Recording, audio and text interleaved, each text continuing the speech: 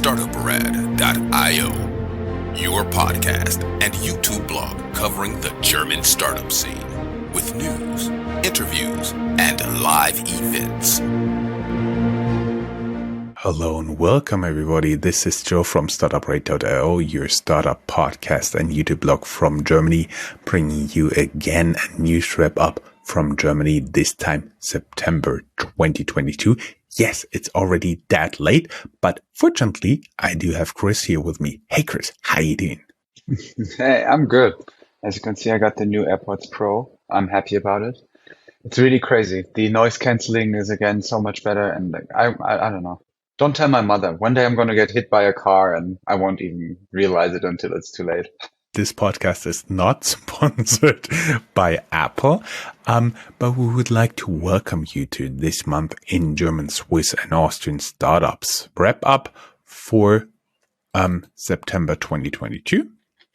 And we recorded this news episode on September 26th, 2022. As always, all news not yet included here will be published in our next news episode in our regular October wrap-up, which will be published on October 27th, just 4 days before Halloween. Isn't that awesome? Our highlights. Germany is preparing for potentially rough winter in many ways. Now the Environmental Action Germany, Deutsche Umwelthilfe, asked Germans not to put up any Christmas lights this season. Startups in GSA keep laying off staff, but also raising significant funds. We have our usual shortened list, a bit longer this month, of fundraising to show that it is not all gloom and doom here. And you will also notice that M&A activity is up, totaling 55 billion US dollars in summer 2022 for all of Europe, and is still going strong. So let's talk startups. First, I would like to thank our enablers, Invest in Hessen. This show was made possible by Invest in Hessen. You can learn more about our specialized sub-podcast with them at techstartups.sounder.fm or at invest-in-hessen.com. Startupraven.com, the best way to identify investors and cooperation partners for early stage startups. You can sign up for early access there. And Chris, as we talked before, you are the top news guy, right? Yeah, this month I actually am, because there's a couple of interesting stories that give you a good overview over what's going on in the German startup scene right now. It all starts with Berlin's Everphone. They extend their Series C to $232 million, so quite a significant amount of money. They start their first fundraising for Series C in December 2021 and now make an additional closing of 32 million euros, which totals, according to PitchBook, at 232 million US dollars for their device as a service model. We have startup news that relate to Germany, but that are basically in line with what we see all around the world, because also in Germany, the crypto boom, or as we should say in in German language countries, because we always want to think about our listeners in Austria and Switzerland as well. And, but we see news and signs that the crypto boom is slowing. The European crypto app downloads have almost halved from 2021. Amongst the biggest drops are blockchain.com and the unicorn Bitpanda. Sifted, for example, writes, and I quote, "Beleaguered Austrian crypto trading platform Bitpanda saw a 65% decrease in app downloads from 563,000 in the first half of 2021 to only 197,000. So 563 to 197,000 in the first half of 2022. In June, the company laid off a third of its employees, admitting that it had hired too fast and needed to cut back expenditure amid the crypto market rout." Unquote. VCs keep an eye on their investments, and the app downloads are a proxy for growth here for them, it seems.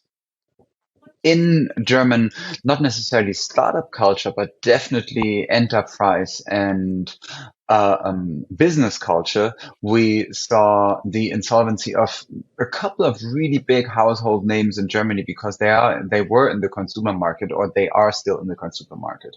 So we can, like, it gives you an idea of the current environment in Germany also for startups. So for example, there's the automotive supplier Dr. Schneider, which had to file for insolvency with at least 4,000 people employed there. And then if you've been to a German Fußgängerzone, so a German downtown, and you were shopping there, you probably saw the shoe stores of Ludwig Görz. It's a shoe retailer, a staple in German shopping streets, was founded in 1875 with big stores, 1,800 employees, but they also now have to solve for insolvency. They claimed it also partly has to do with consumers being really cautious because of inflation and even the Ukraine war. Then a German toilet paper producer Hakle is a household staple in Germany. Now they have to file for insolvency due to high cost of raw materials, energy, and transportation. As they said, Hakle is really, really big in Germany in toilet paper, and among the companies there who it came up with innovation. If you believe that innovation exists when it comes to toilet paper, but still, they came up with Hakle wet wipe, at least in the 70s. So then there's traditional Austrian lighting company Kolarz, founded in 1918, which also had to file for insolvency. So as you can see, it's traditional companies, and yeah, some of them unfortunately have to close shop, or at least in big trouble and try to restructure, we have to say, because Gertz, for example, is keeping the shops open. Next topic, podcast monetization is getting serious with international involvement. Lots of mergers in monetizing podcasts. The first Julep from Munich was bought by Libsyn, and now London-based Audi buys Vienna-based Audion, Audiomai. Audiomi. No, Audiomai. I would say Audiomai. And Both pronunciations are totally fine, Chris. who knows? Who knows? I don't want to get emails. We, on the more somber side of things, we also got a lot of news about more firings. Keep in mind here that most startups are likely not in financial trouble, but they rather try to extend the money they have already raised. The consensus seems to be that 15 to 20% of the workforce for most startups. Berlin-based e-scooter company, for example, Tier, fires 16% of employees and freezes new hiring. In their case, that means firing around 180 people. Berlin-based Art Night organizes do-it-yourself art events across Germany. They are impacted by Corona and let off 1/3 of their staff. In Farm lays off staff as the energy prices bite and recession looms. Tiger-backed startup Pitch lays off 30% of staff. Urban Sports Club lets go 15%. In their case, that's around 55 people of their workforce. And the expense management via credit card is the topic of startup Moss. They have to let go of around 70 employees. In their case, that's 1/7 of their workforce, 50%. No startup news would be complete without talking about meal kits. So in this case also, it's a bit of a weird news because the USDA issued a warning for Hello Fresh meal kits due to E. coli. So, I mean, it happens quite a lot in the US, to be honest, to get warnings about like romaine and lettuce, and it happens to a lot of the fast food or a bit like highbrow fast foods. Yeah, usual suspect has been, for example, Chipotle. They also had to fight with it. Yeah. Yeah. Let's not talk about what my tummy does when I eat Chipotle. Let's just say I learned my lesson, and for the past 5 years, I haven't been to a Chipotle. Anyway, FSIS issues a public health alert for specific ground beef in HelloFresh meal kits due to possible E. coli contamination. So in that case, it's not the lettuce, but it's minced meat or like ground beef. So hopefully this stays a rather small occurrence. The current economic situation even hits the markets for what in Germany is dubbed Germany's most loved child. And if anyone wants to take a guess what we claim this Deutschen liebstes Kind is, so Germany's most beloved kid, it's of course our cars. But the current situation is also hitting the used car market there. Auto One competitor Cazoo leaves the German market after launching only in 2021. And despite all those grim news, there are still good news. Former Tesla CTO and co-founder JB Straubel is looking at Germany for a site for a battery recycling plant for his company Redwood. Investment in the site could be around 1 billion US dollars, which right now is around like 70 billion euros, given the exchange rate. Ecosystem news. We see that the top 3 EU tech hubs post-COVID are London, Paris, and Berlin, according to Tech EU. Berlin then knocked Dublin out of the top 3. We have news about the state of M&A in European tech in summer 2022. European startups exited at a volume of $55 billion. Then the German government is preparing for a wave of insolvency filings this fall and winter. You've already heard a few, but in Germany, there's really huge pessimism, especially going on with an energy and gas crisis. And it's really a grim mood, I would say, especially for energy-heavy companies right now. You will read about Unzer. Wirecard is already known, and there are other cases where Germany has proven to be less able to fight money laundering. Now they set up a new financial crime unit. Russian pro-war propaganda is increasingly trying to imitate respectable German news outlets, but you can tell from bad spelling. The way you have to imagine this is that it kind of looks like the news websites, but then when you read it, you think, oh, something is a bit off, but maybe those articles are then already shared, and people of lesser media literacy probably might be confused as one of the new strategies of the disinformation circles. Germany wanted to push ahead with legalizing cannabis for recreational use. It now turns out that the EU contracts may throw a roadblock that way. Berlin's booming $18 billion tech scene birthed unicorns like N26 and Trade Republic. Now founders want the government to help fuel the city's growth even more. And the European Central Bank picks Amazon, Nexi, and 3 more to prototype digital euro apps. Just to give you an idea of what the talk of the town is in the ecosystem, which lets us move on to a couple of cities in what we call our hubs section. As always, there's some smaller cities that never would get any international press coverage, wouldn't it be for us? That's why this section is here. Frankfurt-based wealth tech Diamos bought by London-based FNZ wealth management platform. And we found data from 1 year Uber Eats in Frankfurt. More than 55,000 people already used the app. Top restaurant orders are from first Asian, second vegan and veggie, and third Italian restaurants. Most frequently ordered French fries, usually ordered at 7 p.m. 1900 CT on Sundays. You can read more in the show notes. Bruchsal. Volocopter shares its latest video update showing its eVTOL air taxi is closer than ever to reality. The beautiful city of Hamburg-based Localize raises $35 million US from investors, General Catalyst Visionaries Club, Web Summit Fund, and Frontline Ventures for the employee mobility and relocation solution. And Digital Transformation Capital Partners wraps up first close of Equity 3 fund at 300 million euros. We'll hear about this again. And Munich-based startup Cargo Kites raises pre-seed round for a big dream. They want to put kites on autonomous cargo ships so they can harness wind energy and minimize energy consumption. And Sonomoto is also based in Munich, is on track to put over 32,000 solar electric vehicles on the roads this decade, they write. Düsseldorf-based online shop for high-end food, Genusshandwerk, stopped delivery with a surprisingly short notice.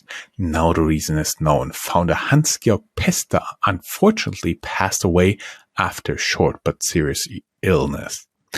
Dresden-based space startup Morpheus Space raises $28 million in venture capital for their satellite mobility solution. And the city of Osnabrück, they want to rival Munich and Berlin as Germany's startup capital. They have the first success stories yet. Switzerland. Media Fair, Swiss food tech Planted gobbles up 70 million euros to create meat from alternative proteins. Speaking about crypto, not all is bad here. Swiss crypto platform Portofino unlocks 50 million to support high-frequency traders. Crypto investment product firm 21 Shares parent raises 25 million, pushing valuation to 2 billion, securing number one spot amongst Swiss crypto startups. Swiss startup Peak Data picks 12.1 million for its platform connecting pharma companies with healthcare professionals. Deskbird backs 5 million, becomes most valuable European SaaS startup for workplace management. Swiss HR tech Bicom buys Our Tandem to personalize rewards for employees with real-time performance data. Kuros Bioscience raises 6 million Swiss franc in a private placement to continue working on the drug for back pain or against back pain. Swiss-based Metablocks closes $1.25 million pre-seed round in launches beta test. Going to Austria, where 5% of business angels in Austria are women and only 70% of startups are founded or co-founded by women. The Vienna-based co-working space TribeSpace has to file for insolvency, and something we will come back to again. Austrian climate and energy fund called Green Energy Labs gets 190 million euros more to invest. We get to a new section, VC News, and Chris is doing that. Yes, I actually am. So we know from a lot of your feedback that you are always interested in where the money comes from or where there's new funds popping up in Germany. So we decided to make it a new section, in this case, calling it the VC News. So X marks the spot as North Zone raises north of 1 billion euros. We mentioned before, Hamburg-based digital transformation capital partners DTCP wraps up the first closing of Growth Equity 3 fund at 300 million euros. IBB Ventures raises 30 million euros for an impact fund. Successful founders with exits from Sonnen, Zooplus and Flaschenpost join investor Paul Josef Patt in his VC called E-Capital. Fundraising in 2022, where we are and where we're going, is an article that gives you some background information. Keep in mind, Austrian climate and energy fund called Green Energy Lab gets 190 million euros more to invest. Runa Capital kicks off a new fund as it joins the VC scramble for Europe by moving from Palo Alto to Luxembourg, and VC firm Lightspeed expands in Europe by hiring partners in Paris and Berlin. And as you can tell, these are all articles that are linked in our show notes and are part of more in-depth information at other outlets. But we wanted to give you the overview for that, which leads us to the general news, tech news, company news section. And Joe is kicking us off with the fintech news. Yes, let's kick a little bit off. Neobank Vivi, a challenger of N26, gets its own first financial services license, an investment license. Clients can now buy with their license, for example, equities and mutual funds there. Unser was known as HeidelPay before KKR bought them. Later, Unser bought the retail payment business of Wirecard. Now they're in trouble with BaFin for not doing enough to prevent money laundering, according to a press report. The crypto winter hasn't put off European VCs just yet. You can read more on Sifted. And according to German press report, Berlin-based neobank Penta was bought for 179 million euros in Konto shares and payout for employees, in total 200 million euros. Chris, you got a very long list of VC fundings. As we said, we normally cut this, but we want to show them that not everything here is gloom and doom in Germany. Yes. So yeah, time for some good news. And let's run through it. Automotive supplier Mahle is receiving a loan of 300 million euros from the European Investment Bank EIB for the development of new technologies related to zero and low emission technologies. Topi raises $45 million to power hardware subscriptions for B2B merchants. Berlin-based Latana picks up 36 million euros for brand tracking and consumer insights platform.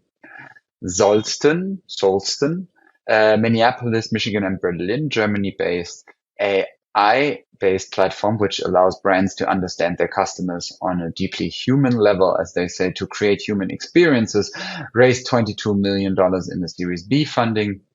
Berlin-based Candice Banks, 15.9 million euros to empower small and medium-sized enterprises with automated accounts payable processes. Cure is a laggard in Germany's drug delivery companies, but still raises 15 million euros in a Series A funding. Berlin-based iGnostics, Gnostics, scoops 14 million euros to decode diagnostics with an AI-driven pathology platform. Lycon lends 10 million euros to personalize nutrition. Plant-based egg startup Next, so Neggst. You get it? Because it's the next type of egg. Next bags 5 million euros. Berlin-based MVP Match, tech talent marketplace, raises $5 million from Stage 2 capital. Berlin-based Hey Data welcomes 3.3 million euros investment to scale its compliance software solution. Just Home raises 3.3 million in pre-seed funding. And we also saw a couple of news about green startups. German-based Alchemy picks up 10 million euros to help decarbonize cement and the concrete industry, which actually gets a lot of talk. And by the way, little name drop here. I was talking about this recently with Bill Gates, actually, because I had a 10-minute Bill Gates interview, and he was telling me about how much it's needed to also not just change industries like travel and energy, but also industries like cement and concrete and iron. Actually, Chris, of course, you will later on share the link, and we will link it down here in the show notes. It's only in German. Actually, it's only in German, though. Oh, Bill speaks German. I made him. Anyway, Berlin-based carbon credits marketplace Caesar, that is CEEZER, scores 4.2 million euros. And Neocarbon wants industrial cooling towers to join the climate fight and raises 1.25 million euros pre-seed. And Cerulean backs green trade to offer carbon credits for forest conservation and ocean restoration. The very last little piece, Movea Wind delivers first micro wind turbines for radio masts. We're in contact with this very interesting startup, and basically we're going to interview them sometime next year. What they do, they have very tiny wind turbines and they attach them all, for example, to the radio masts or the cell phone towers. Corona boom times seem to be over for food delivery. Here's another sign. Delivery Hero shuts down ghost restaurants. Meta, formerly known as Facebook, bought Berlin-based haptics specialist startup Loffelt in June. It now emerges that all Loffelt projects have been stopped. Amsterdam's edtech platform Lepaya acquires Germany's AI-based online coaching provider vCoach. Mercedes-Benz partners with Rivian on electric vans, and Kia is incarnating odd EV batteries as energy storage system for buildings using a startup of German railway operator Deutsche Bahn. Thank you for listening. We will be back with another Startup News episode on October 27th. Chris, it was a pleasure talking to you. Thank you very much. And by the way, you owe me a bagel. No sirens in the background today. For once, right? It's really calm outside. I wonder if, I don't know. Maybe the zombie apocalypse is on and no one told me. And this was the last thing I ever did. Can you imagine? Okay, bye. Bye. That's all, folks. Find more news, streams, events, and interviews at www.startuprad.io. Remember, sharing is caring.